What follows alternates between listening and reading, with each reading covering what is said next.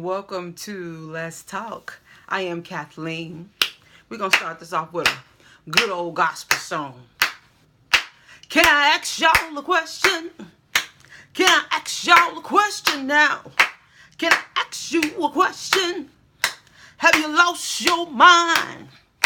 Have you lost your mind? No, that wasn't gospel, was it? Hello, let's talk. Can I ask y'all a question? Why are we so confused about all of this drama surrounding Bishop Eddie Long? Let me tell you something. Let's be very, very clear. We all know that you can stand up there in that pulpit and preach the gospel, and you yourself can be on your way to hell.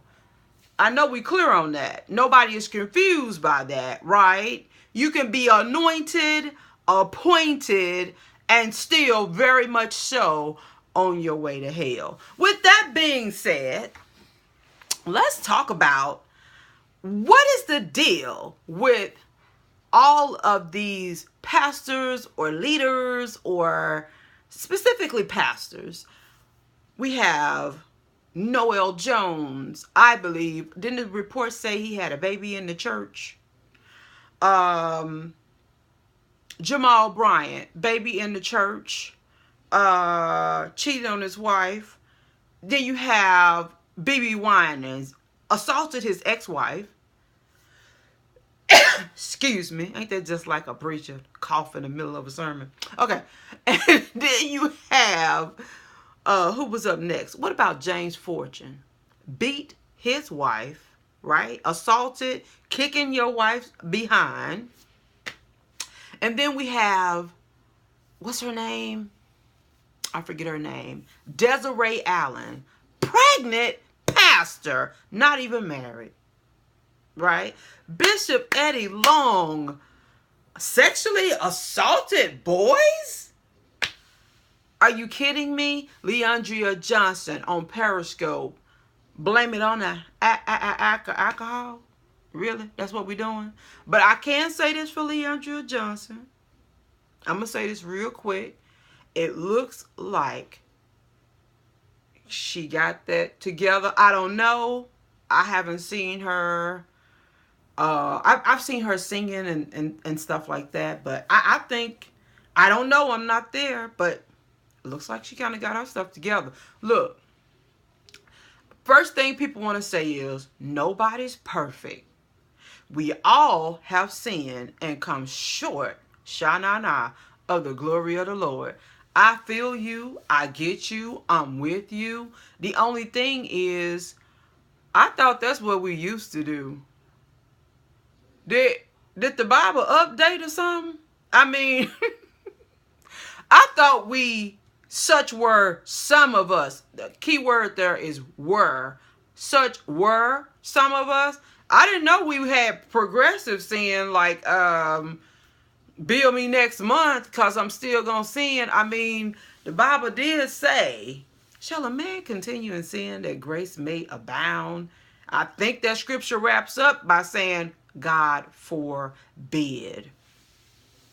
Now, I don't want the church out here looking crazy because I'm a part of the church. The church is on the planet called Earth. On the planet Earth, we have what we call laws. The law says you can't beat your wife. That's called assault, right? The law says you cannot commit a sexual crime against children, right?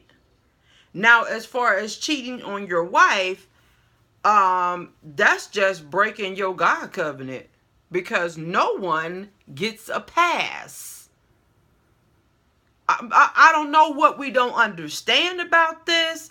You know, I don't know what we don't get about this. A lot of people are harping on Kim Burrell for what she said. Kim Burrell is a preacher. What she said is in the Bible.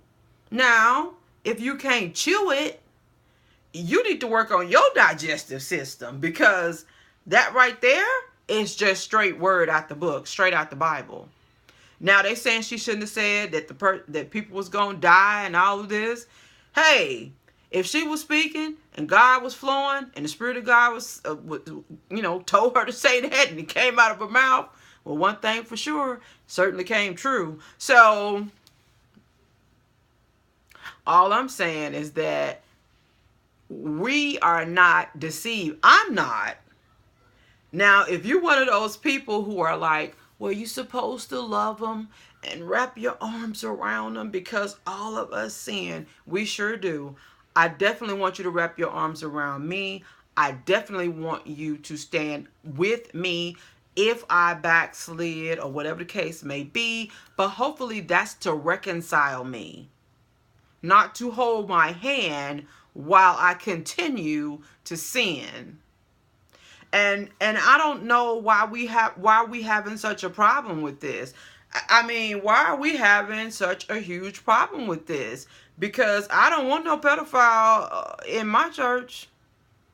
You can't teach my kids nothing. Let's be very clear about that. So again, I don't know where all the confusion that is coming from. So, people like, well, are you saying, which this is my organization, Prevent Child Sexual Abuse, TBB, Contact 3, Be Loud, Facebook, Instagram, Twitter, even Snapchat. But follow me on Facebook. That's the best place. I don't know, back to what I'm talking about, I don't know where all this confusion is coming from. I can kind of understand it because people are mixing up scriptures and they're talking about, oh, he was this great man and he was anointed and he led a lot of people to Christ. People, anybody can do that. A drunk man out there on the street can lead somebody to Jesus. I wrote in my blog at WordPress, it's Kathleen Harrod at WordPress.com. I wrote in there, Bishop Eddie Long, 3 things he left us with. Something like that. I forgot the title, but it's Bishop Eddie Long, 3 things he left us with. You need to read that. That's real talk. I'm going to put my WordPress. It's going to be down below. I'm going to put my link at, in the description of this YouTube video. You need to read that. So we're meshing all this together. Should we continue to love him even though he was doing that? God forgave him, da-da-da-da. God could have forgiven him if he asked for forgiveness. I don't know. But he still, if it's true, committed a crime. That's a lot different than asking God to forgive you. You first need to confess. Who you need to confess to? People like, did he need to confess to you? He need to confess to God, and he's got to make a confession for the courts. You understand that? That's two very different things. Read the blog at WordPress because I tell you there that there is no separation. Do we understand that? I'm sorry. There is a separation between a sin and a crime. God can forgive you for a sin and a crime. But down here on this earth, you have to pay for crimes. Grooming and sexually molesting boys is a crime. So what do we do with these people in the church? Join me on the next video.